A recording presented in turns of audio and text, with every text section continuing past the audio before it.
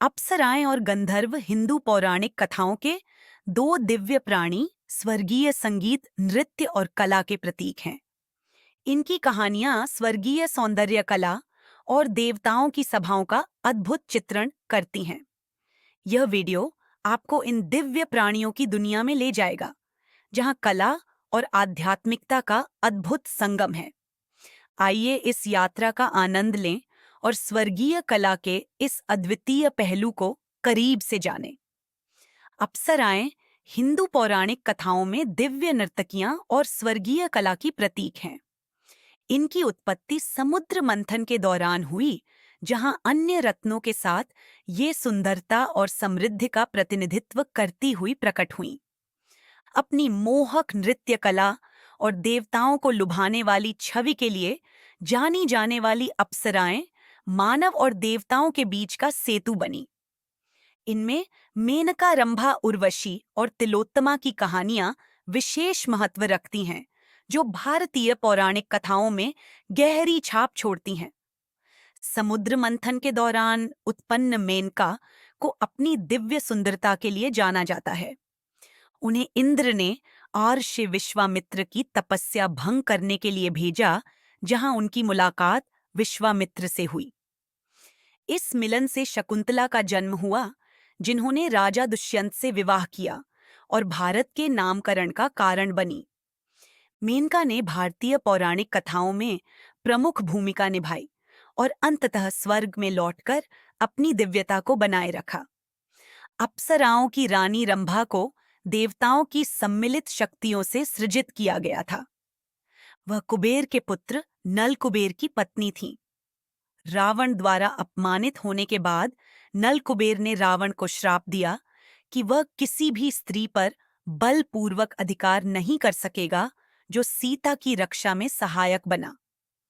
रंभा ने न्याय और धर्म की रक्षा में महत्वपूर्ण भूमिका निभाई और अंततः स्वर्ग में अपनी दिव्यता को बनाए रखा।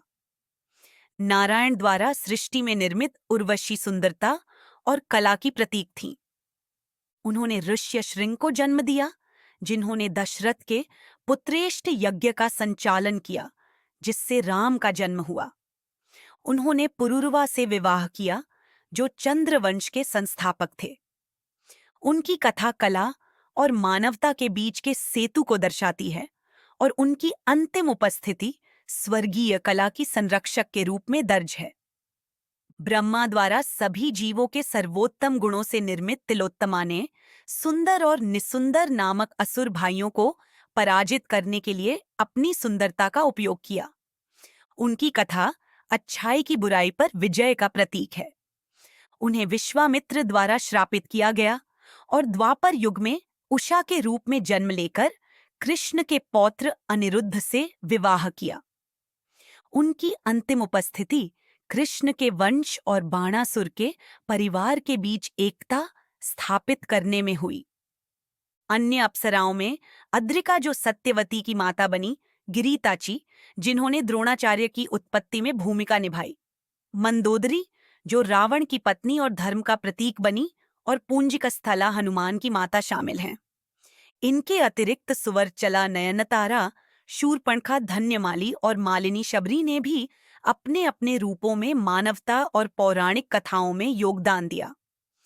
अप्सराओं की कहानियां सुंदरता, कला और धर्म की गहरी समझ को दर्शाती हैं। वे न केवल स्वर्गीय कलाकार थीं, बल्कि उनके कार्यों ने मानवता और देवताओं के बीच संतुलन स्थापित किया। उनकी उपस्थिति भारतीय पौराणिक कथाओं और संस्कृति में हमेशा जीवंत रहेगी। गंधर्वों को दिव्य संगीतकार, संदेशवाहक और प्रकृति देवता माना जाता है।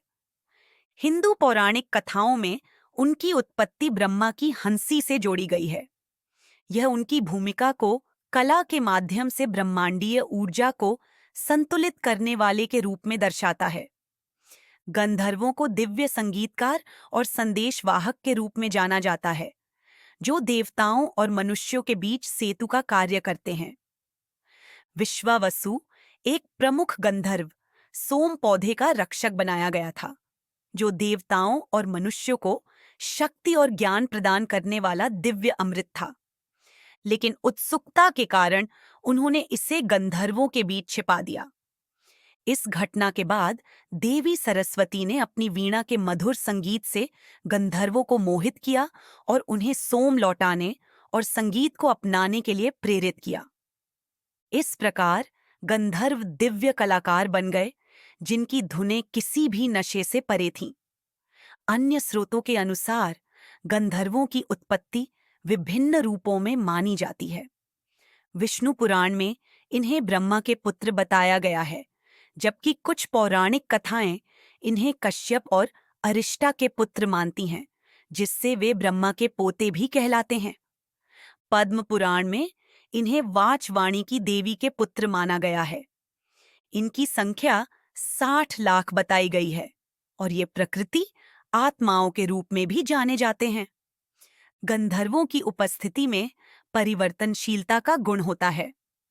वे जहां एक ओर चिकित्सकों के रूप में जाने जाते हैं, वहीं दूसरी ओर पागलपन उत्पन्न करने की क्षमता भी रखते हैं। महाकाव्यों में गंधर्वों ने महत्वपूर्ण भूमिका निभाई। महाभारत में उन्होंने अर्जुन को इंद्र की सभा में संगीत और नृत्य सिखाया और सम्मोहन अस्त्र भेंट किया। गंधर्व राजा चित्रसेन ने जंगल में दुर्योधन और उनके साथियों को बंदी बना लिया, लेकिन अर्जुन के साहस से प्रभावित होकर उन्हें मुक्त कर दिया और मित्रता कर ली। एक अन्य गंधर्व चित्रांगद ने कुरु राजकुमार चित्रांगद का वध किया, जो उनकी युद्ध क्षमता को दर्शाता है। रामायण में विश्वावसु को इंद्र ने शाप देकर राक्षस कबंध बना दिया। राम और लक्ष्मण ने उसे पराजित कर मोक्ष दिया, जिसके बाद उसने ऋष्यमूक पर्वत का मार्ग दिखाकर उनकी सहायता की। तुम्बुरु गंधर्वों में सबसे प्रमुख अपने घोड़े जैसे सिर और मानव शरीर के लिए प्रसिद्ध थे। वे इंद्र और कुबेर की सभा में विष्णु की स्तुति गाते थे। उनकी नारद के साथ प्रतिद्वंद्विता और अप्सरा रंभा के शिक्षक के रूप में उनकी भूमिका उनके कला क्षेत्र में प्रभाव को दर्शाती है। भारतीय शास्त्रीय संगीत का तंबूरा वाद्य यंत्र उनके नाम पर आधारित है, जो उनकी अमर विरासत को दर्शाता है। गंधर्व विवाह जैसी प्रथाओं को भी प्रभावित करते हैं, जो बिना किसी धार्मिक अनुष्ठान के केवल आपसी सहमति पर आधारित होती है।